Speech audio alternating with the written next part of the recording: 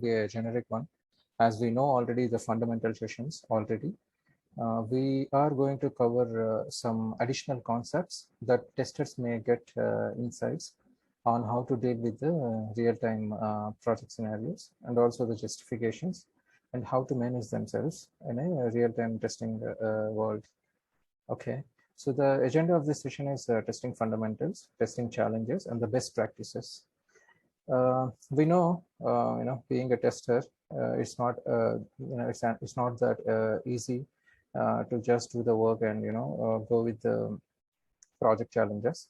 So I have covered some of the topics here.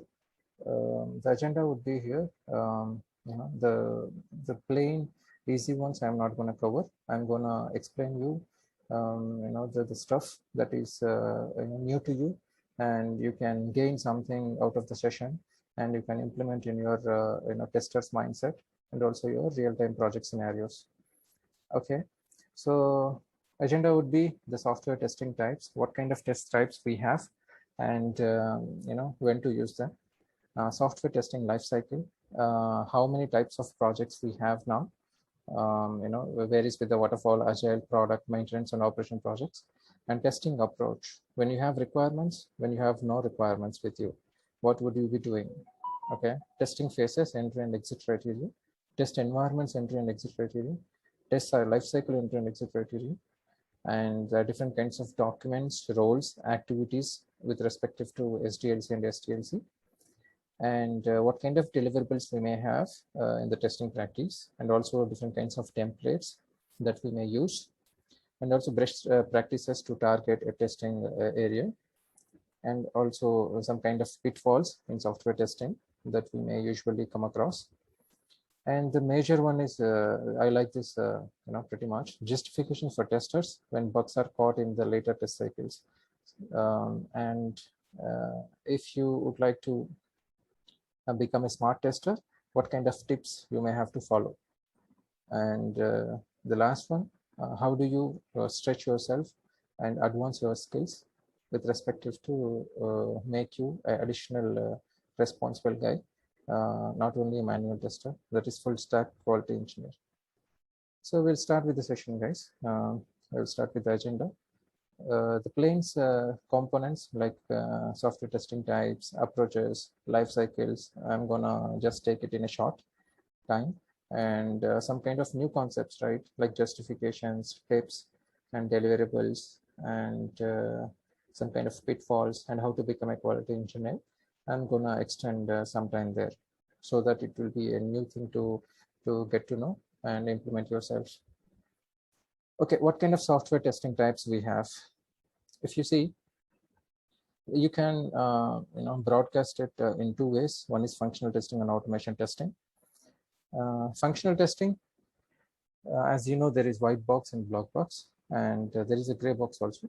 The black box can be further classified into functional testing and non-functional testing, wherein the non-functional testing is widely used into performance testing and categorized into different kinds of subcategories as load testing, stress testing, scalability testing, and stability testing. Also, functional testing wise, sorry guys.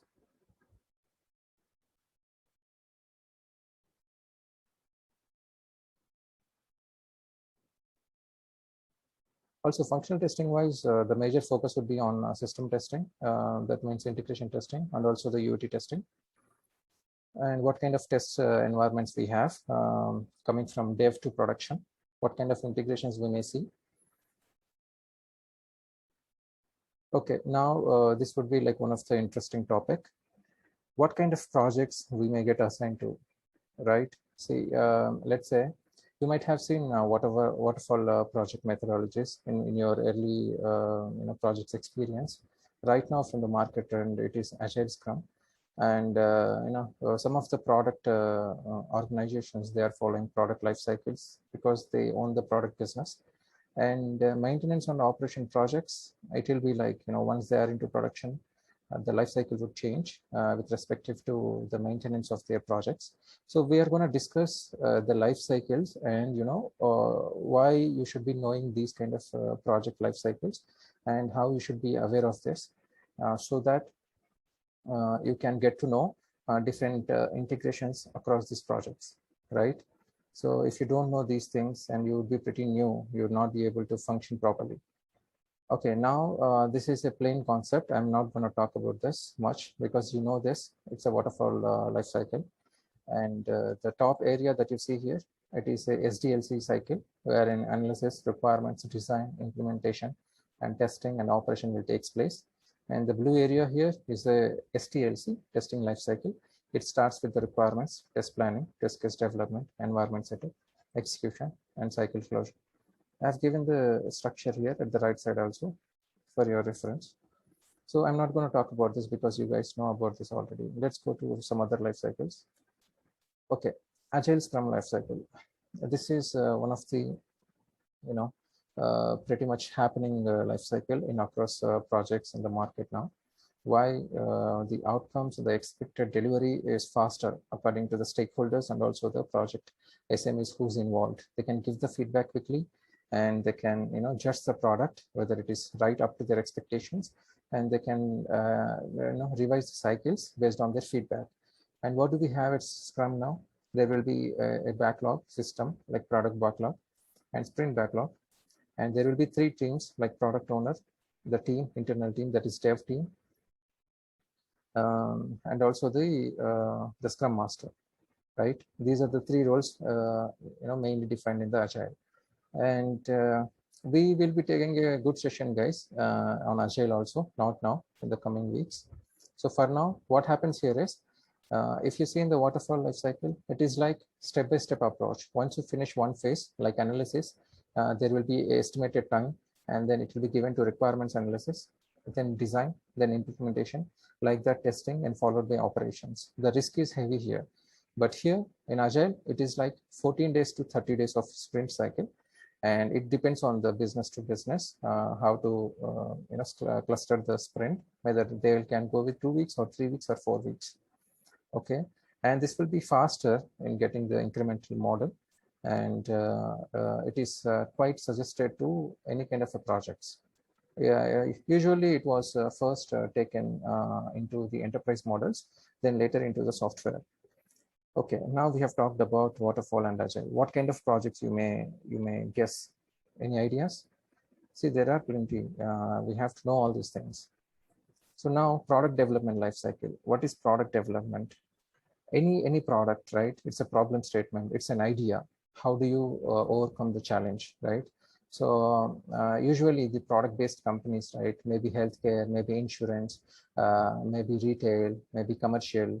They'll target to some problem statements and they'll come up with an idea, innovation. So what happens here is they will choose one idea. They will go with this life cycle here. They will brainstorm. They will define the requirements. They will design it. They will test it. And they will go for a launch. It will be like beta version. And once they get the public support on the feedback, they will go to again the same cycle. They will recycle it and go in cycles and cycles. And their internal team will go with this kind of phases, like new idea generation, screening. There will be internal development team and testing team. There will be a market strategy development team, like how to take this product into a market. How do they get the sales? How do they reach to the people? And there will be business analysis, product development, and test marketing, and rest of the things, right? So why I'm explaining these things is, usually you might fall into waterfall project or Agile project, or if your business is at a product level, right, you might be asked to test the new product implementation or the existing one that is already there in the production, right, in a form of CRs or enhancements. That is why this is important to know. Okay, now let's go to the other one. Here it is, the last one in my slides is the maintenance and the operations, right? Why is this required is, let's say any project is in production, okay? Now, how do you maintain it? Something has to be, let's say some product owner, some incident has been happened in the production. Now you have to fix it according to your life cycle, right? So this kind of a method, the model is important for the operations things. So what kind of request you may get? There might be, hot fix, there might be CRs, enhancements, incidents, tickets, and service tickets. It depends on their project nature. They might call it as anything. Hotfix is something that has a higher severity on the priority to go into the production as soon as possible with the SLAs defined. It might be based on the severity, like 1 day or 2 day or 3 days or within a week, not more than 7 days, right? That is called as hotfix. Now, once your system is in production, right, then you will get a modification request based on the production change behavior from the user. Now they will identify it, they will do the analysis, they will try to design it and implement the fix and test it, and they'll provide it to delivery. Similarly, some kind of maintenance things will happen, right? You may call it as incidents, tickets, and service tickets in different kinds of natures. Now I have covered 4 kinds of life cycles here. Now you should be aware of these things to know where you're standing at your project and to do the necessity stuff that you have to be doing it, right? So waterfall, agile, product development life cycles, and the software maintenance operation life cycles. And we will continue to update this, this kind of session with further projects if we may come across anything, right? Now testing approach, requirements and not requirements. Now let's say we have the plain and simple approach. Mr. Ramesh, keep alerting me based on the session time, okay? If you're coming near to 10 minutes to close, let me know so that I can cover the rest of the topics. Ramesh, did you point that? Yeah, sure. Okay, thank you for that. Okay, now here, guys, I'm not going to explain you what is requirement, how do we take a testing approach, how do you going to take different kinds of plannings and deliverables done. What I'm going to tell you is, when there are requirements given to you, how do you handle the testing activities? When there are no requirements given to you, and how do you take an approach? So why is this required is, most of the firms, right, they should have the basic level of documentation with them if they own the project implementation, right? That is common now. Let's say in some cases, right, majority of the projects, right, the business owned by the organization, they will give this this product or this business for the implementation to other vendors. So these vendors, right, once their job is done, everything will be given back to the business, the owned organization, and the documentation will be very less. Maybe because of the kind of estimations, efforts, and time communications, anything. But sometimes you might get only the product with you, and there might be a list of requirements with you. In that cases, what your approach should be. So that is what I'm going to target now. Okay, the plain generic approach, I'm not going to take about it right now. Okay. Okay, now let's say you have requirements and documents with you. What do? You go in a structurized approach, like plan testing. You will go according to the general iterative model, either that is an agile or waterfall, or just a plain iterative model based on the estimation. This month we will do this. This week we will do this, right? So for that we will call it as a planned scripting or testing, because you know ahead of time that you're going to receive some scope and business, and you're planning for that, right? You will ask some questions, you'll get the requirement understanding, you will design your test cases, and then you will plan for your environment and test data. You will go with execution, and you will report some bugs, and then followed by cycles maintenance or cycle reports and further maintenance. Let's say this is a general approach, right? When you don't have requirements, what do? Did you have this kind of experience before? I had this experience, good enough. What you have to do is, they might give you a user guide probably, or a existing system to explore, right? So this exploration is your main primary artifact for you to depend on when you have no requirements. And you have to have a proper approach. How do you do this exploratory testing when you don't know anything, right? You don't have SME support, you will not have a team to get connected to ask your questions, but you are the responsible person, and you have to take care of these things going forward in your project. How do you do that? So how is, you have to plan this exploratory session in a way that there will be, you might be part of the team, maybe 3 members, 4 members, or 10 members. You have to divide these exploratory sessions into different, dividing different functions of your scope and making a charter of 120 minutes and, making the scope defined, what you're gonna explore in this session, and make the checklist and come up with this checklist as an outcome and note it as a documentation and give it to the other guys who can use in the same project. And also we are going to talk about this exploratory testing. This is a wide subject, guys, and for now I'm just going to cover at high level, but in the future sessions I'm going to take it as a one session to explain you what is exploratory testing when there are no requirements given to you, right? It will be like a vague area for us, in the initial days of a tester experience, when there are no requirements defined. How do you do it? To talk to people, to get the understanding, even for exploration of the system, it is quite difficult. Like, you don't know anything. You just have to pass in random data and see the scenarios and how is it happening. So all these things, right, we're going to talk about it in later phase. But just note down for now is the main pillar is exploratory testing. And how do you do that? I have already given here the differences between formal testing and exploratory testing. And you can go through this at later stages. Okay. Now let's go to entry and exit criteria. So what are testing phases first? So testing phases are these things, the usual testing life phases. So there is an entry criteria and there is an exit criteria for this. Okay. And what are these entry and exit criteria and why do you know about this is important for us is, let's say you're directly started your project at test execution level, right? Because you might not get an opportunity to start with the project with the initial phase of the project, right? You might start any kind of in mid of the project. So in that case, you should be knowing about these kind of entry and exit criteria.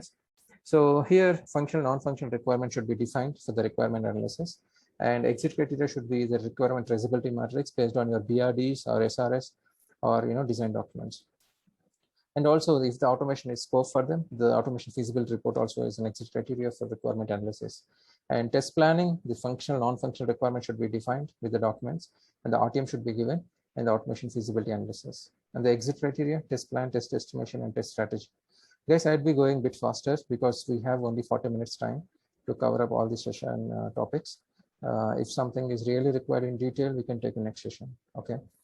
Test case development, yes, requirement documents, test plan, estimation, strategy, and the exit criteria would be test cases and test data. By reading this slide, you should be able to understand this. So that's why I'm not explaining each term in detail. So the environment setup, environment setup plan, you should have the setup plan based on what environment you're going to use, whether it is SIT, QA, staging, or UAT, or pre-prod, or production. And environment ready for testing, the exit criteria. And also execution, test cases, data, and test environment, test results, and default reporting. And test cycle closure, completion of the defect reports, and test closure document. Let's go to next slide. Now we have seen the phases, entry and exit criteria. Let's see now what is the exit and entry criteria for the life cycle itself, right? So here, if you take any project or a product, you should have these kind of the blue highlighted headers as a planned activity for you. What are you defining it for your objective project, right? And how do you plan it? And do you have a SIT environment or UAT environment as your QA environment? And then finally, you're going to report it. This would be just at a higher level for the testers. I didn't include the development life cycle here. You can, by seeing this slide, you should be able to understand this is just an overall activity for the testing projects. That's why I didn't include unit testing, development, and also pre-prod and prod. So again, I'm not going to explain you in detail. This slide explains you very well, but to talk about it at high level, the key objective, right? The understanding the requirements, scope definition, you have to allocate resources, you have to have a communication plan, then kick off the project. Okay. Then exit criteria for this is approved transition plan should be there. Approval for project access, standards, communication plan. What do you receive it finally in the test definition phase? You will receive a requirement specification document, project plan, and also data flow architectural diagram. This might be limited, guys, but we can expand it. based on the project to project. And deliverables, the scope document and test strategy document. Why test strategy? It is at organizational level. For any project to be done, you should have your organizational test strategy defined. So that's why it sits here in the test definition phase. Now, test planning, the key objective, you have to create a test plan, you have to map this document, and you have to have a high-level test design document. Similarly, entry criteria, exit criteria, receivables, deliverables. And this is the measure, guys, for SIT and UAT. What is the entry and exit criteria? You should know about them. This is must. Okay, if someone from the development team asks you, or your project management or any kind of a stakeholder asks you to just take the scenarios to move on to UAT, you should make sure that these criteria exits from SIT, and then only you should consider for UAT as an entry criteria. For example, see, just go through the first ones. For example, here, approved test design, right? From the SIT, test completion and approval, 0 outstanding, severity 2 and priority 1 defects. And also, all of the test cases should be executed from SIT, and there should be no S1 and S2 defects from your SIT cycle. And that marks your completion criteria. Minor defects can be reported in a document and can be followed to UAT, but not S1, S2. And test environment, test data should be received and followed by the other components. And here, the same case with UAT. Just go through it, you'll be able to understand it. Okay. Now, test levels and entry and exit criteria. Now we have talked about phases. Okay, these are phases. This is life cycle at high level. And these are levels, right? So what kind of levels you have? You have these kind of environments with test levels integrated. You will have dev, QA, UAT, pre-prod in between, and also prod. This is the usual life cycle, guys, right? But some companies or some organizations or the projects, they might not able to afford different kinds of environments, and also their business might be pretty much small to mid scale. So they don't need these kind of environments. So they might directly go to dev to QA to prod, or dev QA UAT to prod, or dev UAT prod. Like that, they can define their own environments. I have listed down some of the good entry and exit criteria. The left side ones are the entry criteria, and the right side one are the exit criteria for each test level that may have. So successful testing, system testing, if you see, successful completion of the integration testing process, yes. Priority bugs found during previous testing activities have been fixed and closed, yes. So like that, you can go through these, the listed points for your reference. I'll be sharing this entire PDF, PPT to you, whoever has been attended today. And you can come back with your questions also, okay? Because I'm concerned about the time of the meeting here, so that I'm going to the next slide.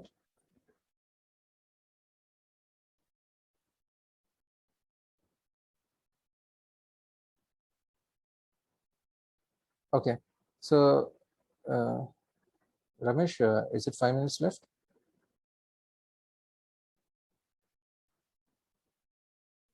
I'm not sure exactly, but we started before. Okay, guys. If the session is been discontinued, I request everyone to join back to complete the session topics today. Okay, let's go to the next slide. Okay. Okay, what kind of roles, documents, activities we have in SDLC? If you see this, the left side one is of development life cycle, and right side is of the testing life cycle. You might heard or got to see these kind of documents before: HLD, high level document, low level document, and functional specification, software requirement specification, business requirement specification. And who would be working at what level is also been defined here. So business analyst at requirements, project planning at planning level, and tester is at testing level, coding is at development level. And here at testing lifecycle, you might have these kind of documents and also the roles defined here. Okay, this is pretty much clear here. You can go through and get the understanding. It is pretty much clear. Okay, let's go to the next slide on the same content. Now, you might come across the cycle in any of the project, starting with the planning, requirement analysis, design, implementation, testing, and maintenance. I have listed some of the components and activities here, what is happening at what level, and the documents will sit here for the requirements. These are the requirement documents. And for HLD, LLD, SDD, these design documents. For the implementation, this is coding part, the development area. The testing side, this will be test plan, test documentation, all these right side documents, right? This is at the testing area, the fifth component here. And maintenance is not that concerned, but you will get user guide, end user documentation, some kind of support documentation, installation guides, the product specs, and etc. Right? We are concerned about testing deliverables here. You might have heard or have seen these kind of documents in your experience. So test strategy, test plan, test scenarios, cases, data, status report, summary, release note, test closure report. Okay, I have listed out some of the references here. Why this is required is you might have been asked for some of the documents to prepare, but this is the first time to you and you might not know how to prepare, right? I have given this reference and you can directly use these documents in your project, and it will be like pretty easy for you to kickstart this document setup. So for example, let's go here. And test strategy, it will be like usually prepared by the leads, project managers, or the program managers. But if you go to this document, right,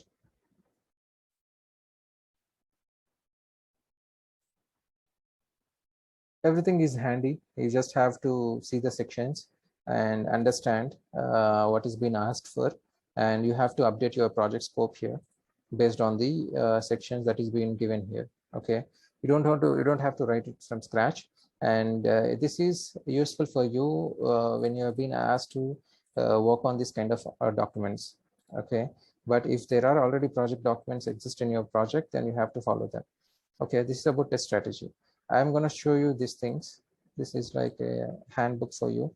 You can follow this and you will get a good number of checklists here. So this site, right, it maintains most of the documents with you. For example, you want to maintain a traceability matrix with you, right? Just go here and download any of the sample template, and you can use this template.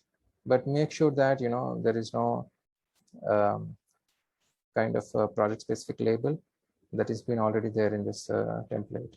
See, it's been clearly given: use case reference, design document reference, code module reference, acceptance validation, and what is been to be done in each column.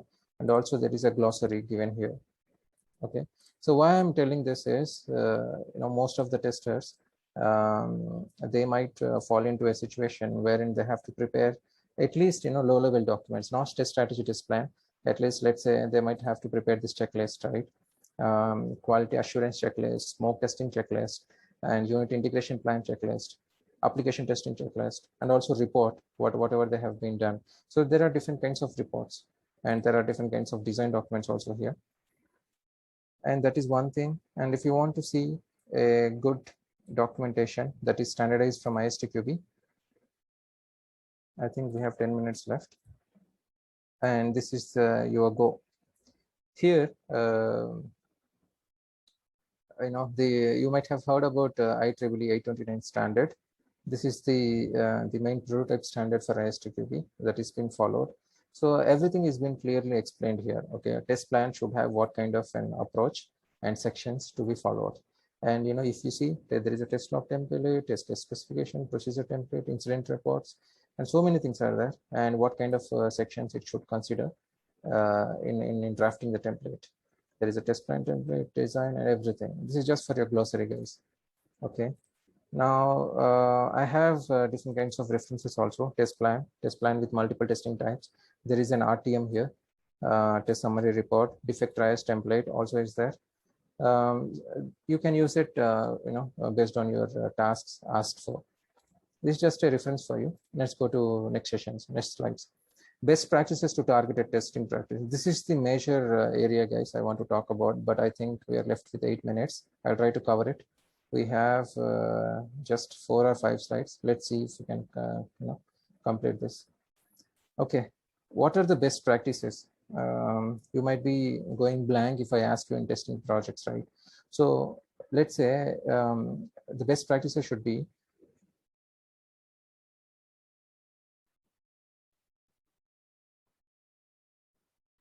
sorry guys. Okay, you have to test early and test often. Okay, and define a process. If you don't have a process, right, in your testing projects, you have to define a process and establish the process and ask them to review the entire team and project management and make it in a standard so that you'll go with the process. If you don't have a process, you'll get so many bottlenecks. Document everything possible. Why? If you don't document, right, you might do that, and you might forget in future. And also you need a base, right, project base to maintain and to support your team, and also for a maintenance purpose. Try to document it. Keep track of communication, whatever communications, emails, calls, or any kind of defect triages, or any kind of project meetings. Make an MOM and keep a chase on it. Ask questions, guys. Like, if you don't ask questions, right, you will go blank. And so many people I have seen in my experience, they will be hesitated to ask questions. So that shouldn't be your the pain area for you. So it should be like open mindset with you, so that you can ask all of the questions whatever you have been given into the meetings, and get it clarified. If you feel hesitated, at least write it somewhere on the paper checklist, and try to make an email, or do something offline communication and get it done. But you should be open with your mindset. Do continuous testing. What is this? You have to do always a continuous testing based on the changes and impact analysis that is being injected to your cycles. Attain more test coverage in less time. So what is this? So if you have a heavy scope, but you should know where to target the basic testing, the initial testing, at what areas to be covered. If you don't know this, right, you will start taking basic functionalities first, and you will be trying to find the defects. This is not going to work out. But if you know the core risk areas, right, you will target them first and try to give the blockers, and the development team come back with the fixes. Meantime, you can continue with your second level of testing. So use automation tools to automate anything possible. If you don't know automation, right, try to take help, try to groom yourself, make some small recording and playback scripts, and try to automate something that is useful for your projects and teams. Maintain proper checklist for any kind of testing activity. Okay, make a guideline, make a checklist, make a do done activity criteria. Prioritize your requirements. Don't simply go with whatever listed requirements from your business documents. Just don't blindly follow them. Go with your prioritizing requirements, maybe use cases, CRs, or the scenarios or test cases. Integrate earlier and provide for testing. Ask development team and the management to give you an integration release as early as possible. Even if it is not complete, ask them to give it so that you can test something and give them some feedback. Try to spot possible regression as early as possible. Whenever you do SAT, UAT, right, try to make a regression library and try to add them in time to time, so that you can grow in time. And once your regression needs are there, you can fulfill it. Continuously groom the test suite. You have to make an eye on the test suite and try to think about corner cases and also the negative cases, and try to make the suite flexible and good enough to sustain according to your project needs. Work closely with your product development team. Why? If you don't work, you will be isolated, and you will be sitting idle to ask questions. So you'll not get any support. You have to keep in communication with your development team always, and hold exploratory testing whenever possible. Hold peer reviews often to discover more understanding on the changes, and do shift left testing. This is something reverse engineering from right to left side in the waterfall cycle, so that you can eliminate risks. We have 5 minutes left, guys. I'll be skipping this slide. Okay, common software testing pitfalls. If you see, because of these kind of problems, right, our projects always, or most likely to fail. Poor estimation, untestable requirements, because they will define some requirement, but there won't be any plan. Insufficient test coverage, yes. Inadequate test data, false assumptions, and the dependencies. This will be the prime area to be targeted, guys, when we target for test planning and test strategy. Testing too late. Yeah, some of the waterfall projects, it will be like testing will be given at a later phase. Stress easy testing, environment mismatch, ignoring exceptions, configuration mismanagement, testing overkill, no contingency planning, non-independent testing. This is clear enough, I feel. Let's go to the important one, because we have 4 minutes left.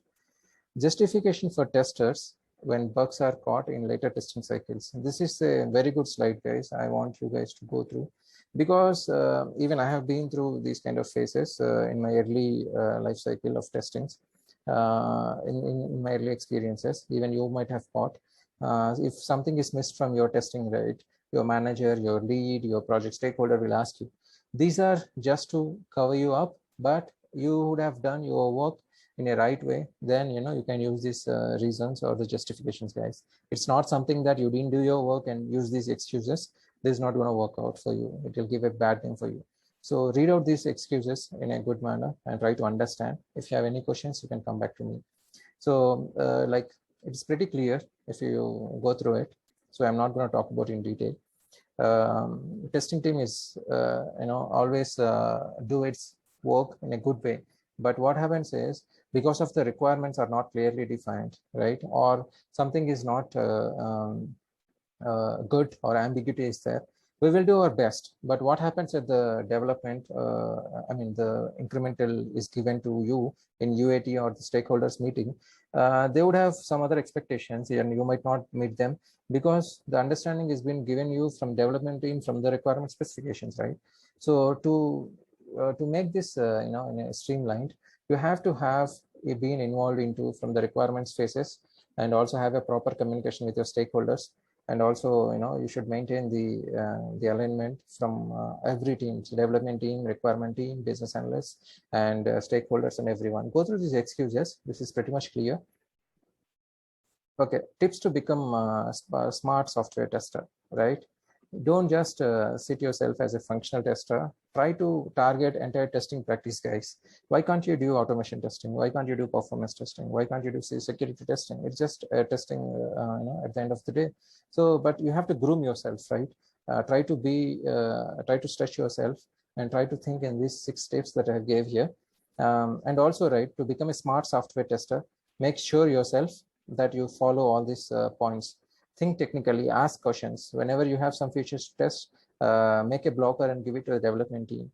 Take some prioritizations. Always ask yourself, am I only this? I can't do anything else. So go through these steps and try to make yourself flexible. And lastly, how can you groom yourself to advance your career? If you're a functional tester, right?